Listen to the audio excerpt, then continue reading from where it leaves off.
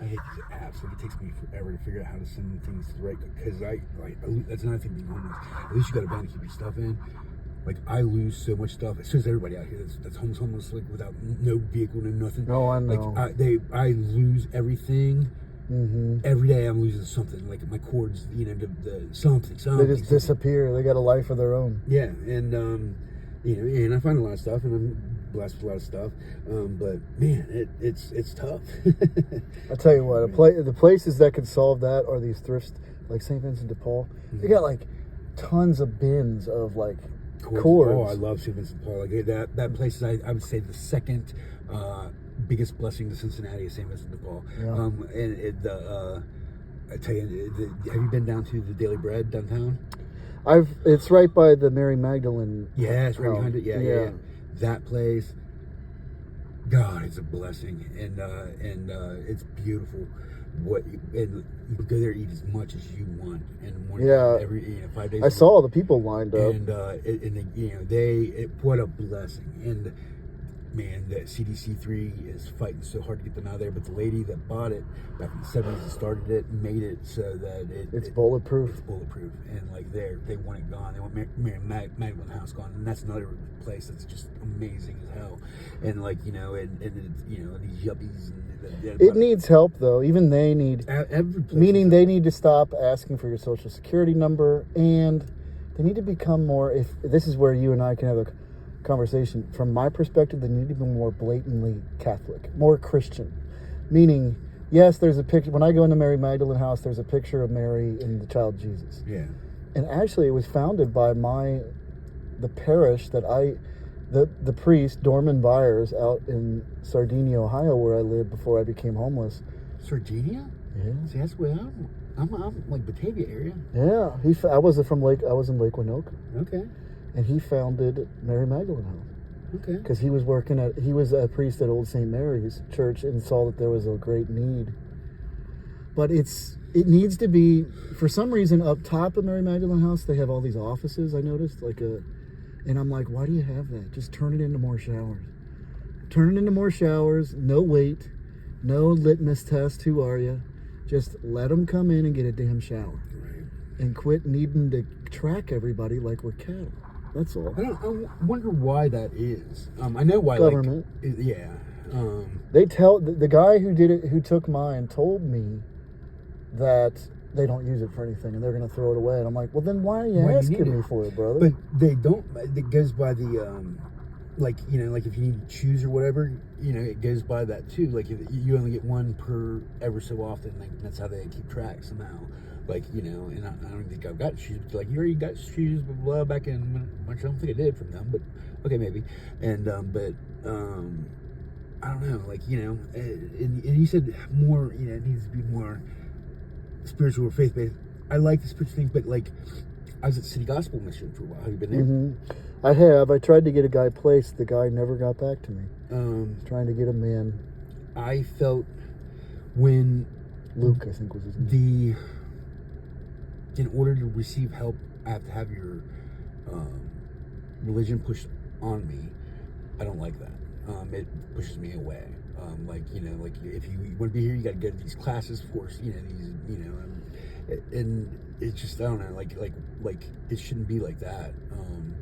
I would agree to some degree, although so that when you go to the sisters, sometimes they'll stop and do prayer. And everybody stops and they pray along with them. Okay. They're not forced to do it. That's fine, yeah. But I get what you're saying. There should be more. But I mean, if it is Christ that informs their outreach, I do understand how. Like for me, I have a vision of maybe one day creating homeless shelters based on the rule of Saint Benedict to give, because I've noticed a lot of men and women on the street never grew up. Now you're not one of them. But I meet some that are just perpetually just sort of, if you just get them in a job at a place again, they're going to be back on the street again anyway. And so something structured, and I do believe that strictness would be helpful, not in any kind of cruel way. But here's the thing, like when you get to that strictness, it drives people out. They can't. Some need it. Like some get institutionalized, like in prisons, like that. And they need that. Trust me, I don't envision anything like a prison. But what I'm saying is, you give them both. Kind of like the Bible says, like you don't spare the rod, you spoil the child. But to the point where like you're feeding them, you treat them like human beings, which they don't get treated at these homeless shelters. But also giving them a purpose. Yes, I've learned the most from God's strictness, and that sounds strange, but through other people, I've been trained in a very strange way on how to endure a lot of hardship. Yeah. And they too many people are turning to drugs, and like the message of it would be you've been told that you can trust in a man one day. You never can. The only one that you can trust in is the Lord. And you will find that in your life. Go ahead. Try to put your trust in a man or a woman. No, it's failed me so much that I do not exactly. trust. But at the same time, my trust, God, He gets me by. Gives me enough so that I keep, I barely get by. But He has, but He's taken everything from me at the same time. And, I keep waiting for that. Brother. Why shit happens? Why? Job. You know the story of yes, Job. They. It's not BS. I've been equated to Job. And, well, there you go. But I am in Job season myself. You ain't dead yet.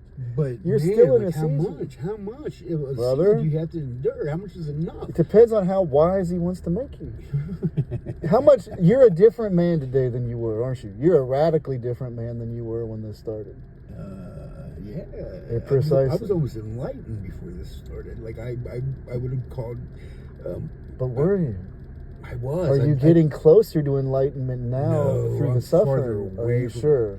I am so far. I just don't. I don't understand purpose. I don't understand the I don't understand. Like, is he here? Is he here making decisions, or is this all the devil?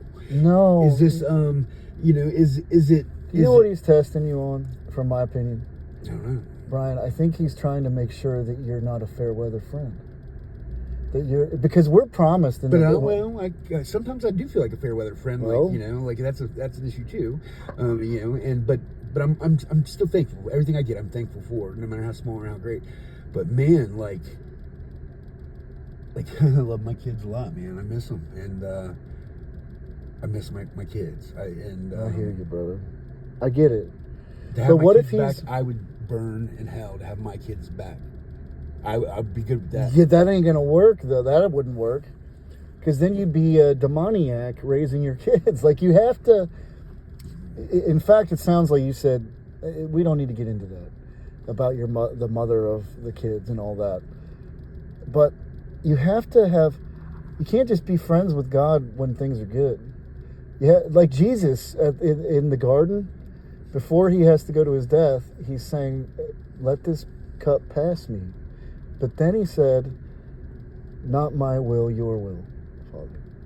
And that's the level of trust and faith. Because if Jesus is saying, "Build up your treasures in heaven, not here, where everything turns to moth and dust," then He's trying to point us to, like, this is just so temporary, and it's gonna be over eventually. We're going. And at the end of your life, you don't want to be like, I sold my soul to the devil to have my kids. Like, that would be a horrible way to die. Like, it'd be a horrible way to die and not have your kids. I think you'll be reunited one day, Brian. Maybe. I don't Especially, know. Especially, how old is she now? She's 15. And she'll be able to make her own decision at 18. Yeah. Well, she doesn't. I mean, she's already jaded. She doesn't want to see me since I lost the house. She has cancer. My whole family died of cancer.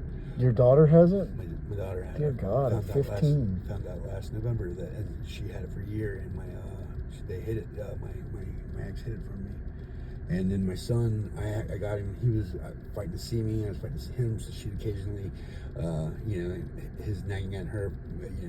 She's starting to see that if I don't let him go a little bit of time, then he's gonna blame me. So we were seeing each other and hanging out, and like it was right around this time last year, and same hotel, matter of fact, that I'm going tonight, and and I was so happy to have him, and then he starts bawling. He's like 12. And he starts bawling. He's like, I got something to tell you, and I'm so sorry I haven't told you. And I'm like, it's okay. Like, whatever you got to tell me, it's okay, buddy. It's okay. I thought he was going to say that she was getting remarried or something stupid like that. And I said, whatever you got, it's okay. But he's like, you can't tell Mom. And he's like, she'll hate me. She'll be so mad at me for telling you. I'm like, okay, I won't tell Mom. I won't tell Mom. And he's crying so hard he can't breathe. And I'm worried about him passing out. And he says, Bella has cancer. He has cancer? Bella, my daughter, has cancer. Dear God. And, but his pain of not being able to tell me and having to keep that secret, I promised him I wouldn't say anything. So now, and months go by, and and now every time I see him, like, yeah, what's going on with your sister? What's going on with your sister? Like, and she had her thyroid removed a few months later, but I can't say. And then basically, I went to get him one weekend. I was working at the Hilton. I was doing the work program at the shelter, and I went to get him, and I would get hotels for cheap, for the weekend, super cheap, like $60 for 2 days, and we'd be able to get swimming and stuff like that together, and I gotta get him after his game, and he's like, I can't go with you, Mom's not letting me go with you. I'm like, why? And he's like, I don't know why, but she's not letting me. And I'm like, buddy, like, screw her, come get in the car, let's go, I'll deal with her later. And he's like, I can't, and he leaves.